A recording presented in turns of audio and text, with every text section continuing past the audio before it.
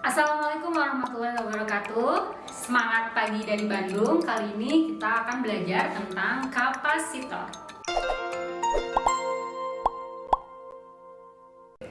Kapasitor banyak jenisnya. Seperti misalnya di sini ada yang silindris bentuknya, ada juga yang kotak ya.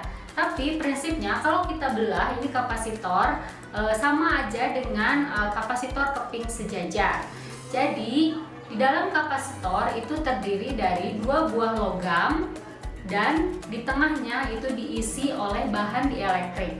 Bahan dielektrik itu adalah bahan yang tidak dapat mengalirkan arus listrik. Banyak digunakan dalam kehidupan kita sehari-hari.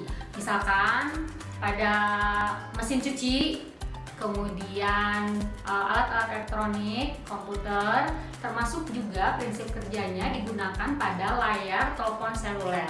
Di antara kita pasti tiap hari itu pakai telepon seluler.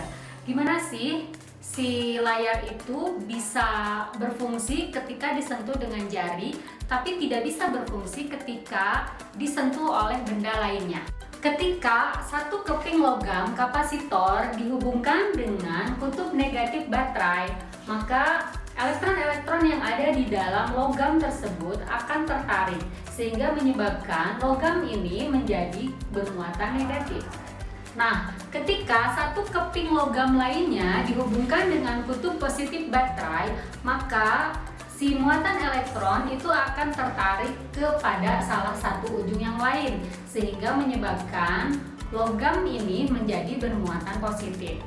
Akibatnya, ketika satu logam dibandingkan dengan keping logam yang lain akan memiliki perbedaan potensial listrik, sehingga logam ini akan memiliki energi potensial listrik.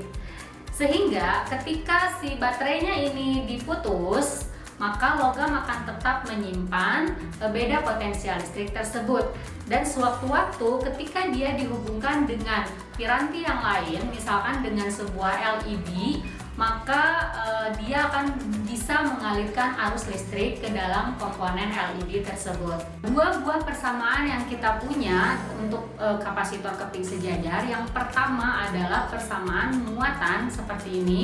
Semakin besar tegangannya, maka muatannya semakin besar, tapi kapasitasnya tetap. Lalu kapasitas kapasitornya, persamaannya seperti ini, dipengaruhi oleh luas permukaan dan juga bahan dielektriknya. Lalu bagaimana prinsip kerja dari layar kapasitif telepon seluler? Nah, ketika jari kita menyentuh layar ya, maka muatan-muatan yang ada pada ujung jari kita itu akan terpolarisasi membentuk sebuah kapasitor. Jadi jari kita ini sangat ajaib. Ketika dia menyentuh telepon seluler, dia akan berfungsi sebagai kapasitor. Di situ ajaibnya ya. Dan kapasitansi dari ujung jari kita dengan kapasitansi dari telepon seluler ini akan mempengaruhi tegangan pada telepon seluler, dan pada akhirnya nanti akan menyebabkan adanya sinyal arus dan memberikan sinyal digital kepada prosesor komputer itu. Kemudian dia akan menghasilkan sebuah perintah, apakah telepon selulernya memunculkan huruf, angka, gambar, dan lain sebagainya. Demikian pertemuan kita pagi hari ini. Terima kasih atas perhatiannya. Sampai ketemu lagi. Dadah.